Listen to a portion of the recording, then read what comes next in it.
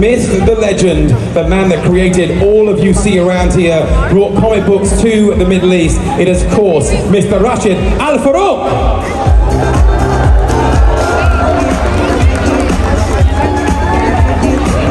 Come on, Rashid. He's a bit stage shy. I don't think so. Come on, Rashid, where are you? Get yourself out of there. I think he's getting a personal tour there on the backstage. Is he coming or is he not coming? Do I have to vamp and do a cat dance? I don't know. So as you know, guys, I was asking all you guys for all your questions on my social media, and everything I'm going to ask for tonight, you guys have put out on that post I put out there about asking Chris. So thank you guys so much for doing that for me. It was absolutely amazing, because I was rather nervous about what to ask him, and you guys have done a great job in asking all the questions for me this evening as well. Is he here? Here he is. Please give the man a huge round of applause. He comes up the ramp. The man that brought you popcorn. He's brought you Speedy Comics. And of course, all our fabulous celebrities. Here he is, Rashid Al Farouk. Hello, popcorn. How you doing? Good? Good. Excited? Very much. How are you guys? Are you guys excited? This is the man who brought this all to you, which is absolutely amazing. He's going to take a little seat there. Thank you ever so much. He'll be here soon. Okay. Are you all ready? I think what we should do is a rumbling clap of thunder to bring Thor to the stage. Why don't we do that? Let's see you clap your hands, stamp your feet. Are you guys ready? Let's make a loud noise. Let's make this happen. Please welcome to the stage, all the way from Australia, it's time for Thor. It's Mr. Chris Hemsworth!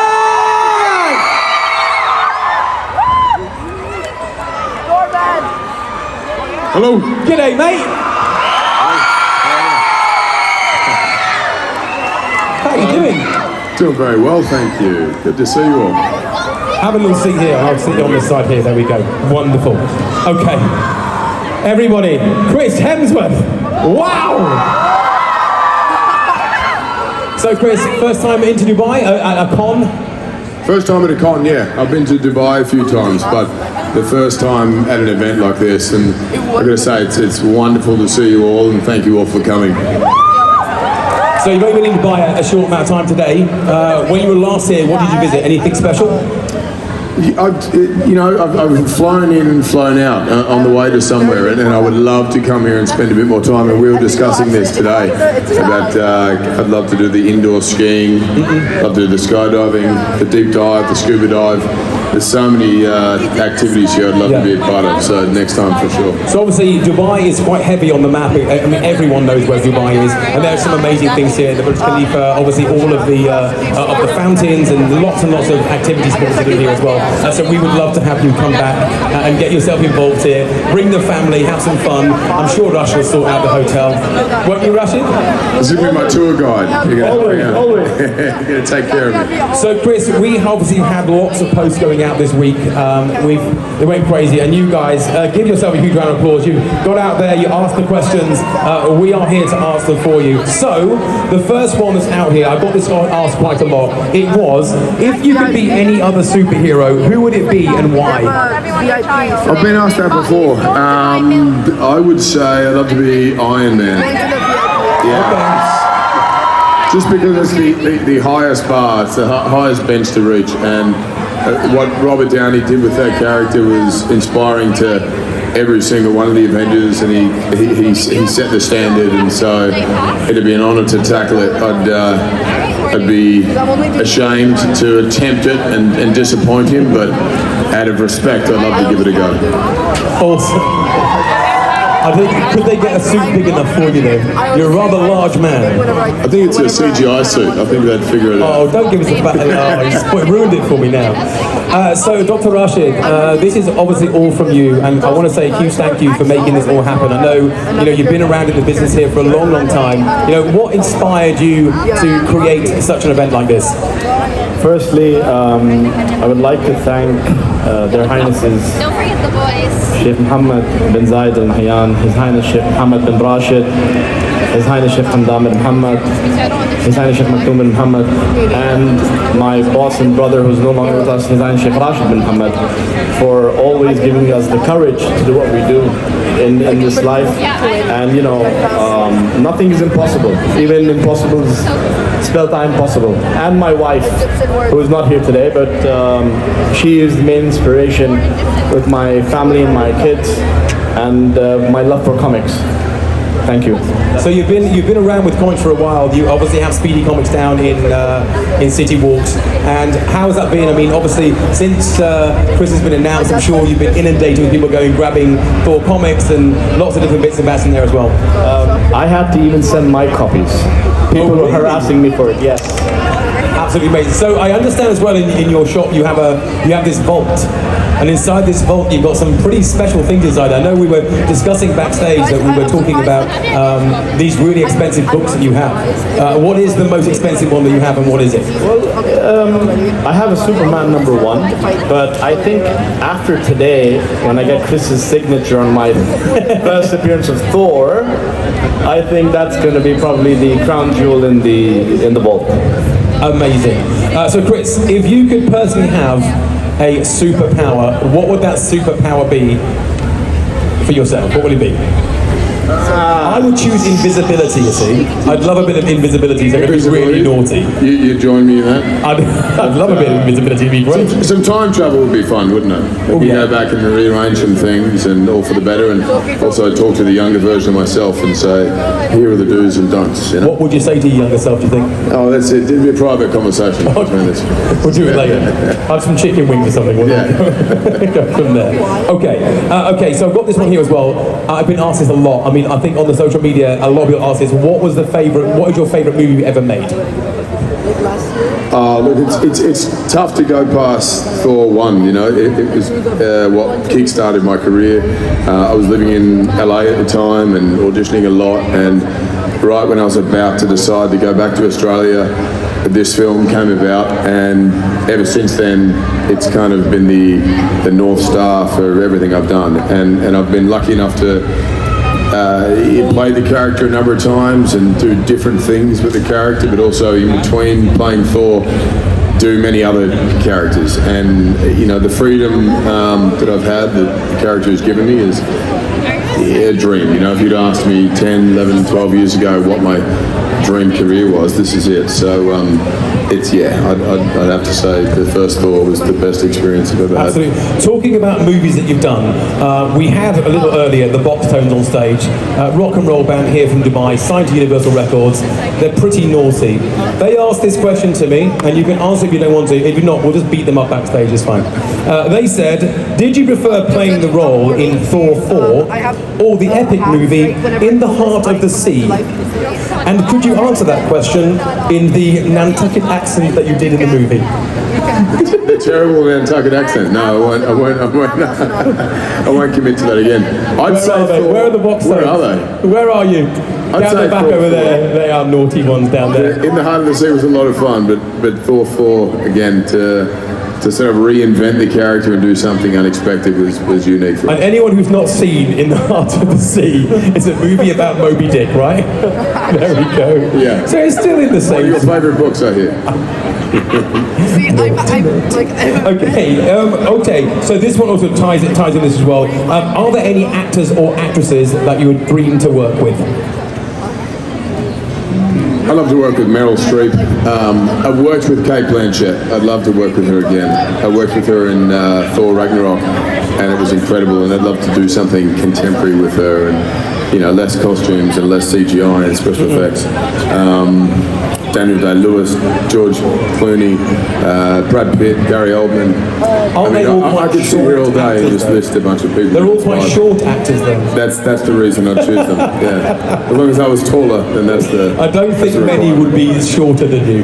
So talking about being on movie sets, a lot of people have been asking as well about are there any behind-the-scenes stories, the funny ones that you've been on sets with, because you've done so many amazing films. Are there any behind-the-scenes stories that have really, stuck with you and make you have a good belly laugh on those days where you're like, I need to have a good chuckle? And what is those? Tell us about it. It's just the absurdity of all of it, of playing a superhero. You know, whether it's on a set in an Avengers film or a Thor film, you know, you're all standing around trying to be cool and heroic, and it kind of feels like a Halloween party gone wrong most of the time. And so, you know, we've had, especially Avengers 1, when nobody really knew what the films were going to be, and it was, you know, kind of diving into the deep end and hope for the best. And we're all in costumes that hadn't advanced to where they are now, and they weren't as cool and weren't as trendy and fitted. It's you know, fun, cringe-worthy, embarrassing moments there that I'll remember dearly for a long, long time. Absolutely awesome. Now, someone had asked us as well on the socials, what was your childhood dream job, and you always wanted to be an actor? I had a different idea every week when I was a kid, you know. I wanted to be a football player one week, I wanted to be a lawyer, a police officer, a doctor, you know, whatever. And then I realised those were just characters I'd seen in movies. And I thought, look, if I could be an actor, then I could exist in that imaginary space and live out the dream in all these different spaces and inhabit different worlds and so on. And that's the thing, the vivid imagination that acting requires was something that was rampant in me as a young kid and is to this day. And I'm living that dream job. Absolutely amazing, thanks for that. Okay, so also as well, when you're around on sets, there's obviously loads of little bits and bats, and when you're coming to the end of a movie, are you ever tempted to take one of the props and like, I'm taking that home with me because I really like it? Have you taken something off of a film set, and if so, what was it and where is it now? I've stolen a lot of things off film sets, and then got to a point where the Marvel heads and the studio execs have said, you don't need to seal it, Chris. We'll give you the hammer. We'll give you Stormbreaker. We'll give you the costume. But for a while there, I'd be, you know, bearing it in my suitcase and out the back door. Scrolling it away. Yeah. So, I mean, we obviously have to move on because we've seen Thor and we've seen you play Thor, which is absolutely amazing. But obviously, you do other things, not just Thor, which is great. So, talk to me as well about Extraction 2. What's going on with that right now? So, Extraction 1, when we shot that, the goal was to create an action film that was unlike anything else out there, and we created a oneer, which is a series of shots stitched together to appear like one seamless shot. And I think we did a 12-minute sequence of intense action. This time round, we had no choice but to go bigger again. We've done, I think, a 22-minute oneer. And look, people responded to that character in that world so much that we had to do it justice. And I'm really proud of that film. We just did some additional photography in Prague recently. And we were landing helicopters on the top of moving trains and having people jump out, and then endless kind of fight sequences of 300 extras, and it was more detailed and complicated than anything I've ever done, and more challenging, but something I'm beyond proud of and excited for people to see. Now, obviously, a load of people here have come out to see you today. Is there anything you want to tell us? The little sneaky little secrets of stuff that's coming up for you in the future. I mean, there's been rumours about a Mad Max thing that might be happening. There's rumours of other things that might be going on. Give us a little bit. We're in Dubai. It's the city of no secrets. Let's keep it between us. Shh. Oh, well done. We've got a heckler in the crowd. What was the heckle? Okay. Why did you not hit someone with the hammer with the axe in something with something about something? I didn't hear any of them. With Thanos, yeah. I missed. I should have gone for the head. You remember that moment? Next time we should have a mic in the crowd. I think probably easier. There we go. I just did the prequel to the last Mad Max film, Fury Road, and look, it's kind of like the Marvel universe. I can't tell you a whole lot besides the fact that it was as wild and unique, and again, very different to anything I've played before. There's some stuff online, some photographs of the character I played. He's not necessarily a good guy, but it was. I mean, George Miller was directed that film, and the Mad Max saga is a god in my book, and it was an honour to work with. Is there any director that you'd love to work with? I mean, for me, I'd love to work with a Scorsese, but I just love that they make amazing movies. Yeah, Scorsese, Spielberg, Chris Nolan, Paul Thomas Anderson. Again, list goes on. And any of the individuals that I grew up and I was inspired by over the years, it'd be a dream. Is there any movie that has been made that's out there in the movieverse that you would have loved to play the character in? Because I think you would have been great in that Gangs of New York. Oh, cool. I think you would have been good I in love that film. There you go. That'd be one. It's a Wonderful Life with Jimmy Stewart. I'd love to be a part of that. It was a film I watched every Christmas with my family, and and my friend Charlene is down there. Where are you, Charlene? She's there. She wanted to know whether we could reshoot Titanic and she could be the female and you would be the male. I think she just wants to stand with her arms out on a boat with you. Rose. Yeah, Jack and Rose together again. Can I just take your microphone from here? I'm going to take it to here. I'll give it to Charlene. So let's do this. Thank you, Charlene. We're going to do this. I have somebody in the crowd who wants to ask Chris a question. Let's go to the two Spider-Men here. Charlene, fight through. Two Spider-Men, look at here. I mean, could you get more local than skies in a Candora with a Spider-Man mask on? Okay. Quickly there. Charlene, right in the front of the two Spider-Man people. Here we go. Keep it clean, it's a family show. No personals. Hello, Chris. Welcome to Dubai. We love you so much. Welcome, Chris, to Dubai. First of all, we'd love to see you in a Kandura and a Ghatra and Agad. You'd look amazing, honestly. What about put the mic to your mouth. We can't hear you. Oh, my mouth is covered. Okay. Hello. You can hear me now. Hello. Hello. Okay. I had a question that was literally just brought up on screen. We all know that Loki 2 is in production. Really incredible show. Tom Hiddleston, we just have a quick question for you. If you would mind giving us a small hint, I might be in a cameo in Loki 2 in something. Will you, if you can give us any hint, if you will be in Loki season 2, throwing a cameo as like a have you been having some drinks backstage somewhere? Are we going to get a question at any point soon? I'm sorry. So what did you say? The question so is, Loki 2 is going into production. Might you rejoin Loki at some point down in the... If they'd invite me, they haven't asked me yet. So get the mic off that where's man. Kevin Feige? Where's Kevin Feige? Anyone else? Quick, two more, and then we're going to be done. Okay, let's move down. Here we go. Down here. I can see a Loki right here. Let's get Madam Loki. Have you got a question for Thor? Because if we're going to do Loki, it should be a female with big horns. Okay, ask your question. What are you going to say? Nice and loud. Actually, I don't have a question. I'm just amazed I'm here right now. You think the same way? She went weak at the knees, Chris. I don't know what happened there. She went weak at the knees. Okay, let's, one more. Charlene, give someone the microphone. I'm making her run around like a headless chicken. Hello. Here he is. It's me there. Yeah, sorry. Hello. I just want to ask a question.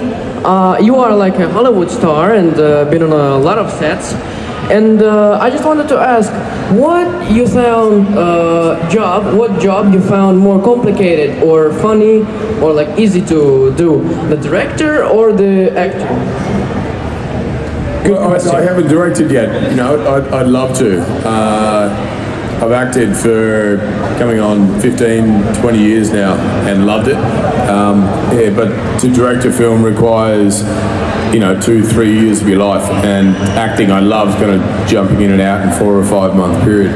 I think directing would be a lot harder, but the older I get, the more I feel like I'd love to take on that responsibility. So maybe one day. So once I've done that and once I've directed a film, I'll let you know.